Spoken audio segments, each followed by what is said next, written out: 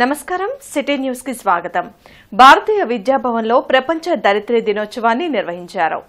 AP pollution control board, Indian Red Cross Society సంయుక్త ఆధ్వర్యంలో జరిగిన ఈ కార్యక్రమంలో ARCS state branch chairman YD Ramarao, treasurer Ramachandraraju, కాలుష్య నియంత్రణ మండలి గుంటూరు ఈఈ నజీమా బేగం తదితరులు పాల్గొన్నారు. మన భూమి మన బలం అనే థీమ్తో ఈ ఏడాది వరల్డ్ ఎర్త్ డేను నిర్వహిస్తున్నట్లు ప్రముఖులు తెలిపారు.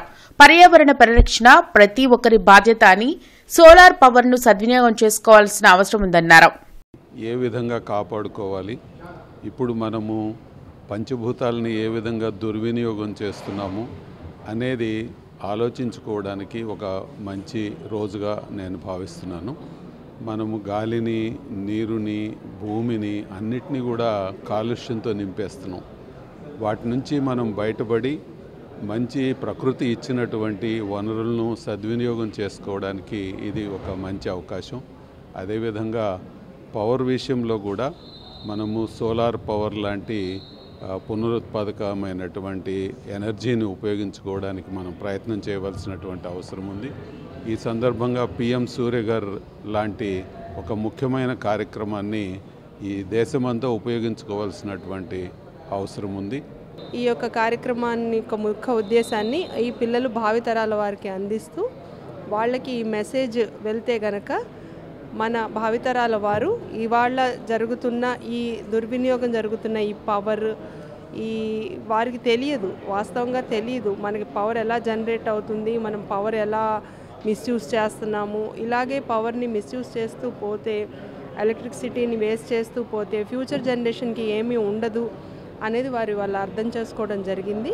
మాజీ ఇంటెలిజెన్స్ చీఫ్ పిఎస్ఆర్ ఆంజనేయులపై కూటమి ప్రభుత్వం సమగ్రమైన విచారణ చేయాల్సిన అవసరముందని మాజీ మంత్రి డొక్కా మాణిక్య వరప్రసాద్ అన్నారు. గుంటూరులో ఆయన మీడియాతో మాట్లాడారు. మాజీ సీఎం జగన్ వద్ద ఎవరిపై చెడుగా ప్రచారం చేయాలని సజ్జల భావిస్తారో వారిని టార్గెట్ చేయడమే పిఎస్ఆర్ పని అని తెలిపారు. గత ప్రభుత్వంలో ఫోన్ ట్యాపింగ్ జరిగిందని, తనతో పాటు చాలా మంది ఫోన్లను ఇంటెలిజెన్స్ చీఫ్ హోదాలో ఆంజనేయులు ట్యాప్ చేయించారని డొక్కా ఆరోపించారు. నన్ను నా నిజంగా ఒక రకంగా రాజకీయ అత్యాచారం చేశారు. జగన్మోహన్ రెడ్డి దుర్మార్గాల్లో ఇతని పాత్ర చాలా కీలకమైంది. కాబట్టి ఫోన్ ట్యాపింగ్ మీద విచారణ జరగాలి. ఇతను ఒక నేరమే కాదు, ఇంకా అనేకమైన నేరాల్లో ఉన్నాడు. ఈయన మంత్రాలు చదువుతాడు ఆ టయానికి వెళ్ళి, లిక్కర్లో కానీ దేనిలోనే సరే, ప్రతి నేరంలో, ప్రతి ఆర్థిక దోపిడీలో, ప్రతి రాజకీయ అంశాల్లో పోలీసు అధికారికి ఏం పని అండి? Intelligence department. కామ్రేడ్ లెనిన్ 155వ జయంతి సందర్భంగా సిపిఐ రాష్ట్ర కార్యదర్శి రామకృష్ణ, నగర కార్యదర్శి కోట మాల్యాద్రి ఆయన విగ్రహానికి పూలమాలలు వేసి నివాళులర్పించారు. ప్రపంచంలోనే మొదటిసారి సోవియట్ యూనియన్లో కమ్యూనిస్టు పాలన తెచ్చిన మహనీయుడు లెనిన్ అని రామకృష్ణ కొనియాడారు. ప్రపంచవ్యాప్తంగా లెనిన్ నాయకత్వంలో కార్మిక వర్గాల్లో చైతన్యం వచ్చిందని గుర్తు చేశారు. అటువంటి మహనీయులు జయంతి వేడుకలు జరుపుకోవడం సంతోషంగా ఉందని అన్నారు. ఈ కార్యక్రమంలో కోట మాల్యాద్రి, వలి, రావుల అంజిబాబు, నాసజ్జీ, Meda Hanumantharao, Jangala Chaitanya, auto workers union నాయకులు పాల్గొన్నారు. ఇవాళ ఖచ్చితంగా సామ్రాజ్యవాద పెట్టుబడిదారీ విధానానికి ప్రత్యామ్నాయం ఏదైనా ఉందంటే అది ఖచ్చితంగా సోషలిజం, మార్క్సిజమే. కాబట్టి ఆ దిశగా ముందుకు సాగడానికి లెనిన్ గారి 155వ జయంతి సందర్భంగా వారికి ఘనంగా నివాళులర్పిస్తూ ఆ రకంగా ముందుకు సాగుతామని చెప్పి ప్రతిజ్ఞ చేస్తూ ఉన్నాం. ఆయనకి మార్గంలో నడిచే దాంట్లో భాగంగా వారు ఇచ్చిన ఆశయాలను మరి కొనసాగింపులో భాగంగా సిపిఐగా వారి బాటలో కొనసాగిస్తామని మరి మీ అందరికీ కూడా తెలియజేస్తూ వారికి ఘనమైన జోహార్లు అర్పిస్తా ఉన్నాం. ప్రమాదంలో మోచేతి వరకు పూర్తిగా కట్టయి విరిగిపోయిన యువకుని చేతిని ఆదిత్య మల్టీ స్పెషాలిటీ హాస్పిటల్ వైద్యులు విజయవంతంగా ఆపరేషన్ చేసి అతికించారు. కొత్తపేటలోని ఆదిత్య మల్టీ స్పెషాలిటీ హాస్పిటల్లో జరిగిన మీడియా సమావేశంలో doctor P Krishna Shravanth, doctor Bindesh మాట్లాడారు. డిసెంబర్ 12, మార్చి 4న అరుదైన శస్త్రచికిత్సలు విజయవంతంగా చేశామని తెలిపారు. బీహార్కు చెందిన వ్యక్తి చెయ్యి పూర్తిగా కట్టై గోనె సంచిలో చేతిని వేసుకుని ఆసుపత్రికి వచ్చారని అన్నారు. ఆసుపత్రికి వచ్చిన 15 నిమిషాల్లోనే ఆపరేషన్ మొదలుపెట్టామని చెప్పారు. అయితే ఆపరేషన్ దాదాపు 7 నుంచి 8 గంటలు పట్టిందని అన్నారు. ఎవరికైనా ప్రమాదంలో చేతులు, కాళ్లు కట్టయితే ఆ భాగాలను సెలైన్ బాటిల్లో కానీ నీటిలో కాని పెట్టి ఐస్ ప్యాక్ లో 4 గంటల్లోపు ఆసుపత్రికి తీసుకురావాలని కోరారు. అలా అయితే ఆ భాగాన్ని ఆపరేషన్ చేసి అతికించవచ్చని అన్నారు. ఈ కార్యక్రమంలో డాక్టర్ యోగి, డాక్టర్ శిరీష్ కుమార్ తదితరులు పాల్గొన్నారు. అలాగే కానీ మనకి చెయ్యి కట్ అయితే దాదాపు 16-18 గంటల దాకా కూడా చేసే అవకాశాలు ఉన్నాయి. కాబట్టి ప్రత్యేకం 1 గంట లోపల వెళ్ళిపోవాలి, లేకపోతే 2 గంటల లోపల వెళ్ళిపోవాలి, అంత తొందరపడక్కర్లా. బట్ చేతులు అప్పుడు దాకా క్యాడబెరిక్ స్పాజంలో వెళ్ళకూడదు. ఆ లోపల కానీ హాస్పిటల్ దాకా లేకపోతే ఇలాంటి ఇన్స్టిట్యూట్ దాకా చేరగలిసాము అంటే చాలు. ఇప్పుడు దాకా మేము ఇక్కడ రెండు ఒక చోట్ల ఇంకోటి చేసాము. కాబట్టి ఇలాంటి కేసెస్ ఇప్పుడు గుంటూరులోనే మనకి అందుబాటులో ఉన్నాయి. కాబట్టి కంపల్సరీగా అందరికీ అవగాహన కావాలి ఏంటంటే ఇది కోల్డ్ ఇస్కీమియా టైం, అంటే ఐస్ ప్యాక్లో పెట్టి పంపించండి. ఇక్కడ ఎక్కడైతే ఎముక కట్ అయిందో అక్కడ ఎముక దగ్గర ప్లేట్ వేసుకున్నాం. ఆ ప్లేట్ వేసుకుంటాం వల్ల చెయ్యి అతుక్కుపోయింది. ఓవర్ పీరియడ్ ఆఫ్ ఇప్పుడు ఆ పేషెంట్కి 3 months అయింది. పేషెంట్ వస్తున్నాడు, 3 months అయింది. ఆ పేషెంట్కి ఇప్పుడు కొద్దిగా సెన్సేషన్ రావటం, చేతిలోకి సెన్సేషన్ రావటం, కొద్దిగా చెయ్యి ఇట్లా ఫోల్డ్ చేయటం, సరైన టైంలో బ్లడ్ వెళ్ళకుండా, సరైన టైంలో ఆక్సిజన్ వెళ్ళక ఆ కండ నుంచి కొన్ని విష పదార్థాలు వస్తాయి. ఆ విష పదార్థాలు వన్స్ జాయిన్ చేసిన మట్ట మన సర్జరీ అయిపోయింది అని మనం రిలాక్స్ అవ్వడానికి ఉండదు. నెక్స్ట్ స్టెప్ మన క్రిటికల్ స్టెప్ అక్కడే స్టార్ట్ అయ్యింది. ఎప్పుడైతే ఆ వేస్ట్ ప్రొడక్ట్స్ మళ్ళీ సిస్టమిక్ సర్క్యులేషన్లోకి, అంటే తెగిపడిపోయిన భాగం మళ్ళీ బాడీకి అతుక్కున్న తర్వాతన మళ్ళీ ఒక కనెక్షన్ అనేది ఎస్టాబ్లిష్ అయ్యింది. కాబట్టి ఆ వేస్ట్ ప్రొడక్ట్స్ అనేవి మళ్ళీ సిస్టమిక్ సర్క్యులేషన్లోకి వస్తాయి. వచ్చింది అంటే సడన్గా పేషెంట్ గుండె కొట్టుకునేది హై అవ్వచ్చు, లో అవ్వచ్చు, సడన్గా బీపీ కొలాప్స్ అవ్వచ్చు. ఈ రెండు కాకపోతే ఆ చెడు భాగంలో నుంచి ఒకేసారి పొటాషియం అనేది ఎక్కువ రిలీజ్ అవుతుంది.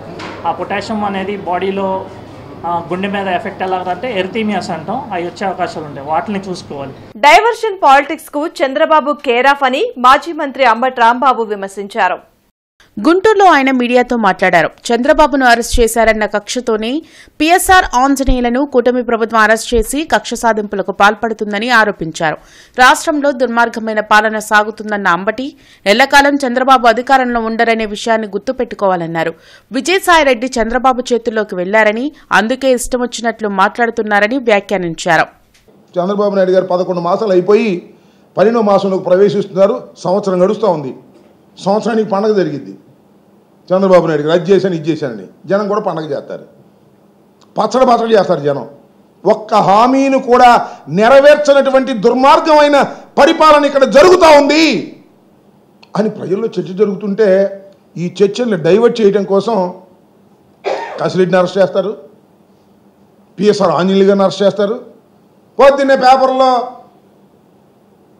IPS officer PSR Anjaneyulu arrest, అది హెడ్డింగ్. ఏఐటీయూసీ జిల్లా కార్యవర్గ సమావేశం మల్లెలింగం భవన్లోని ఏఐటీయూసీ కార్యాలయంలో జరిగింది. కొత్తపేట మల్లలింగం భవన్లో జరిగిన ఏఐటీయూసీ సమావేశంలో రాష్ట్ర గౌరవ అధ్యక్షులు వెలుగురి రాధాకృష్ణ, జిల్లా అధ్యక్షులు ఆకేటి అరుణ్ పాల్గొన్నారు. ఈ సందర్భంగా వారు మాట్లాడుతూ ఎన్డీఏ ప్రభుత్వం 3వసారి అధికారంలోకి రాగానే కార్మికులకు, రైతులకు వ్యతిరేకంగా కోడ్లను తెచ్చి కార్మికులను బానిసలుగా చూస్తుందని మండిపడ్డారు. ఏప్రిల్ 25వ తేదీన విజయవాడలో జరగనున్న ఏఐటీయూసీ సమావేశాన్ని జయప్రదం చేయాలని పిలుపునిచ్చారు. ఈ కార్యక్రమంలో జిల్లా కార్యదర్శి మేడా హనుమంతరావు, కోటా మాల్యాద్రి, అంజిబాబు, పుష్పాల సత్యనారాయణ, చిన్ని సత్యం, ప్రభాకర్ దాస్ పాల్గొన్నారు. రైతాంగం కూడా సమ్మెలో పాల్గొనబోతోంది. దీనికి సంబంధించినటువంటి కార్యాచరణ రూపొందించుకోవడానికి ఈ నెల 25వ తారీఖున విజయవాడలో ఒక పెద్ద కార్మిక సంఘాల సదస్సు జరుగుతూ ఉంది. ఆ సదస్సులో అంటే ఏప్రిల్ 25వ తేదీ జరగబోయేటువంటి ఆ సదస్సులో కార్మిక వర్గం ఈ జిల్లా నుండి పెద్ద ఎత్తున పాల్గొనాలని విజ్ఞప్తి చేస్తున్నాం. కేంద్ర ప్రభుత్వం ఇటీవల బడ్జెట్ ప్రవేశపెట్టింది. బడ్జెట్లో కేంద్ర ఆర్థిక మంత్రి మాట్లాడుతూ పెన్షన్ విషయానికి సంబంధించి పెన్షన్ని పెంచుతూ అది కేవలం బడ్జెట్ ప్రవేశపెట్టిన దగ్గర నుండి ఎవరైతే రిటైర్ అవుతారో వాళ్ళకి మాత్రమే వర్తిస్తుంది, అంత ముందున్నటువంటి వాళ్ళకి వర్తించదని చెప్పి ఒక మాట మాట్లాడారు. దాన్ని కార్మిక సంఘాలన్నీ వ్యతిరేకిస్తూ ఉన్నాయి. దాన్ని ఉపసంహరించుకోవాలని కోరుతా ఉన్నాం. ప్రధానంగా నరేంద్ర మోడీ ఏమాత్రం కూడా వినిపించుకోవడం లేదు. మేము ఒకటే చెప్తా ఉన్నాం, ఈ భారతదేశంలో ఉన్నటువంటి ప్రజలు మొత్తం కూడా, అదేవిధంగా కార్మికులు, రైతులు మొత్తం కూడా బానిసలుగా నువ్వు భావిస్తూ ఉన్నాం. ఇది ఒక సామ్రాజ్యంగా నువ్వు భావిస్తూ ఉన్నాం. నువ్వు ఒక నియంతగా భావిస్తూ ఉన్నాం. అది ఎల్లకాలం కూడా చెల్లదు. ఏఐటీసీగా ఒకటి తెలియజేస్తూ ఉన్నాం, ఈ నీకు మించినటువంటి నియంతలు ఈ భారతదేశంలో పెద్ద ఎత్తున నియంతృత్వాన్ని ప్రదర్శించినటువంటి సమయంలో కూడా కార్మిక వర్గ పోరాటాలు, ప్రజా పోరాటాలు, ఆ నియంతల్ని అణిచేసిన చరిత్ర ఎర్ర జెండాలకు ఏఐటీసీకి ఉందని చెప్పేసి మరొకసారి తెలియజేస్తా ఉన్నాం. స్తంభాలగరువులోని పోలేరమ్మ తల్లి తిరునాళ్ల మహోత్సవాన్ని వైభవంగా నిర్వహించారు. ప్రత్యేక పూజల్లో స్థానికులు పాల్గొని సకల శుభాలు కలగాలని వేడుకున్నారు. గత 20 ఏళ్లుగా అమ్మవారి తిరునాళ్ల మహోత్సవాన్ని ఘనంగా నిర్వహిస్తున్నట్లు ఆలయ కమిటీ ప్రతినిధులు తెలిపారు. ఉషిత గోత్రోద్భవస్య చంద్రశేఖర్ ధర్మపత్ని